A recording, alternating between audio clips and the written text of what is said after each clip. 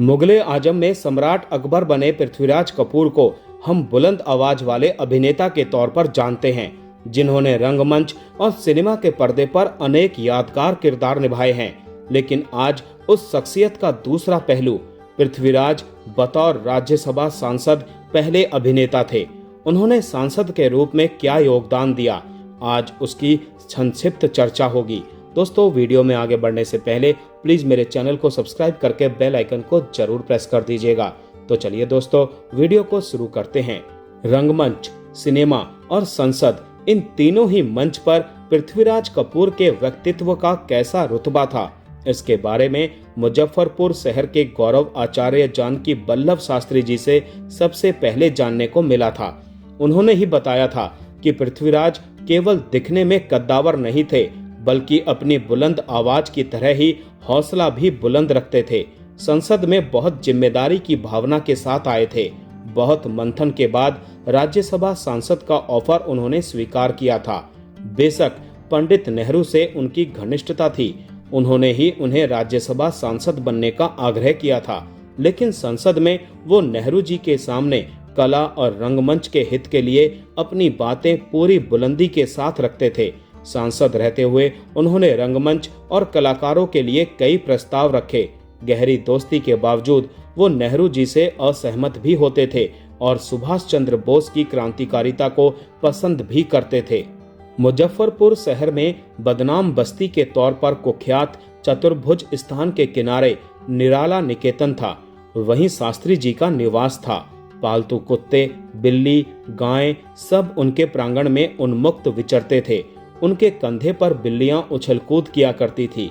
बहुत कम लोगों को ज्ञात होगा कि शास्त्री जी ने अपने इसी परिसर में पृथ्वीराज कपूर के ठहरने के लिए अलग से एक विशिष्ट कमरा बनवाया था। वो कहते थे, कपूर साहब जब भी मुजफ्फरपुर आते इसी कमरे में ठहरते थे।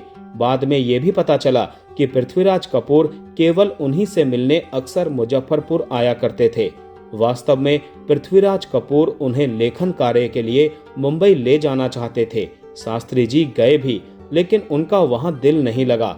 लौट कर आ गए तो पृथ्वीराज उनसे मिलने मुजफ्फरपुर आया करते थे। बाद में शास्त्री जी ने उन पर एक किताब भी लिखी, नट सम्राट पृथ्वीराज कपूर। कला, रंगमंच, अभिनय, सिनेमा, साहित्य आदि को समझने के लिए ये अनूठी पुस्तक है। पृथ्वीराज कपूर से जुड़े अनछुए पहलुओं के इसमें संस्मरण दर्ज हैं। साल 1952 की बात है। देश में संविधान लागू हुआ और 2 सदनीय संसदीय प्रणाली बनी। शिक्षाविद डॉक्टर जाकिर हुसैन, वैज्ञानिक डॉक्टर सत्येंद्र नाथ बोस, कवि मैथिली शरण गुप्त समेत रंगमंच और सिनेमा जगत से पृथ्वीराज कपूर राज्यसभा के लिए मनोनीत किए गए। इस प्रकार राज्यसभा के लिए मनोनीत होने वाले पृथ्वीराज कपूर सबसे पहले अभिनेता थे। हालांकि सांसद बनने से पहले उनके मन में दुविधा थी। थिएटर, सिनेमा छूटेगा और राजनीतिक व्यस्तताएं बढ़ेंगी, लेकिन तभी यह विचार भी आया कि राज्यसभा जाकर भी थिएटर और थिएटर कलाकारों के लिए काम किया जा सकता है। तब पृथ्वीराज कपूर ने कहा था कि मुझे नहीं पता कि मैं राज्यसभा में क्या करूंगा। मेरे लिए फिल्म में अभिनय करना राज्यसभा में एक सांसद की भूमिका निभाने से कहीं ज्यादा आसान है। भगवान जाने पंडित जी ने मुझ में क्या देखा। संयोगवश जब भी दिल्ली में रहा तो राज्यसभा सत्र में जरूर भाग लूंगा। संसद में उनके पहले व्याख्यान का अंश कुछ इस प्रकार है, हम बेशक आसमान में उड़ रहे हो, पर हमारा जमीन से नाता नहीं टूटना चाहिए। अगर हम अर्थशास्त्र या फिर राजनीति जरूरत से ज्यादा पढ़ लेते हैं तो जमीन से नाता टूट जाता है, हमारी आत्मा अकेली हो जाती है। हमारे राजनीतिक दोस्तों को उस स्थिति से सुरक्षित रखने और उन्हें बचाने की आवश्यकता है। आज बहुत कम लोगों को ज्ञात होगा कि पृथ्वीराज कपूर ने 15 जुलाई 1952 को राज्यसभा में एक राष्ट्रीय थिएटर के गठन का सुझाव दिया था। उनका मकसद था कि थिएटर संस्कृति का विकास राष्ट्रीय स्तर पर होना चाहिए। उसे विभिन्न प्रांत, भाषा, संप्रदाय, बोली और वहां के रंगमंच के कलाकारों से जोड़ा जाना चाहिए। वो राष्ट्रीय थिएटर को देश की सांस्कृतिक एकता का सेतु बनाना चाहते थे। पृथ्वीराज कपूर ने बतौर सांसद रंगमंच के कलाकारों की दशा में सुधार के लिए बड़ी मेहनत की।